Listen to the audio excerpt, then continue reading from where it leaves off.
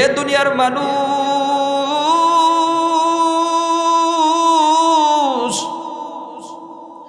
আমি একদিন নবীর সাথে বসেছিলাম। এমন সময় একজন আনসারী সাহাবী এসে বলেন, দয়ার নবী, মায়ের নবী, আমি আপনাকে একটা প্রশ্ন করব নবী গো। দুনিয়ার ভেতরে সবচাইতে উত্তম মুমিনকে? আল্লাহ তাআলার নবী ডাক দিয়ে বলে, ও সাহাবী, দুনিয়ার ভিতরে শ্রেষ্ঠ মুমিন হলো ওই ব্যক্তি যার চরিত্র সুন্দর, যার আখলাক, যার ব্যবহার সবচাইতে সুন্দর। সাহাবী আবার দ্বিতীয়বার প্রশ্ন করলেন, নবী গো, ও নবী একটু বলবেন নি এই শ্রেষ্ঠ মুমিনের ভিতরে কে সবচাইতে বুদ্ধিমান? আল্লাহ তাআলার নবী, দয়ার নবী গো, মায়ার নবী ডাক দেয়া বলে, সাহাবীরা তোমরা শোনো, সবাই শোনো,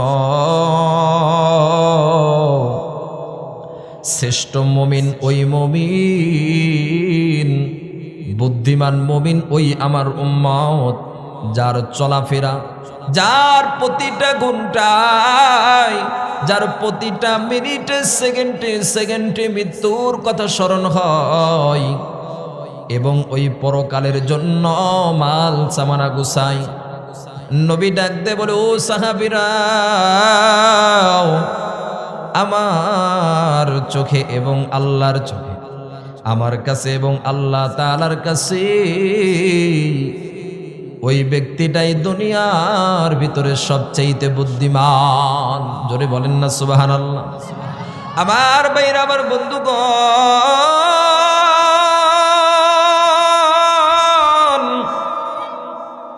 কিন্তু আমার আপনার কাছে সবচাইতে বুদ্ধিমান কে? বাদান যে সবচাইতে সুদ ঘুষ খাইয়া যার অর্থ সম্পদ বেশি বাড়াইছে, ধনী হয়েছে, তারে আমরা আমাদের সমাজে সবচাইতে বুদ্ধিমান এবং সমাজ সেবক সম্মান দিয়ে থাকে। কথা বলেন ঠিক কিনা বা ঠিক? আমাদের চোখে, আমাদের নজরে কি কার চাইতে ধনী, কার টাকাওয়ালা, কে টাকাওয়ালা, কার সম্পদ কত বেশি, আমরা সেই দিকে নজর রাখি। অথচ তার টাকা, তার অর্থ সম্পদ হালাল না হারাম, এই দিকে আমাদের কোনো খেয়াল নাই। কিন্তু নবীর ভাষায় সবচাইতে বুদ্ধিমান কে? সবচাইতে বুদ্ধিমান হলো ওই ব্যক্তি যে মৌতের কথা সব সময় সর্বদাই স্মরণ রাখে। কারণ মৌতের কথা যে স্মরণ রাখবে, স্মরণ করবে, তার দ্বারা সুদ ঘুষ খাওয়া সম্ভব না, তার দ্বারা জুলুম অত্যাচার করা সম্ভব না। কথা বলেন না কেন?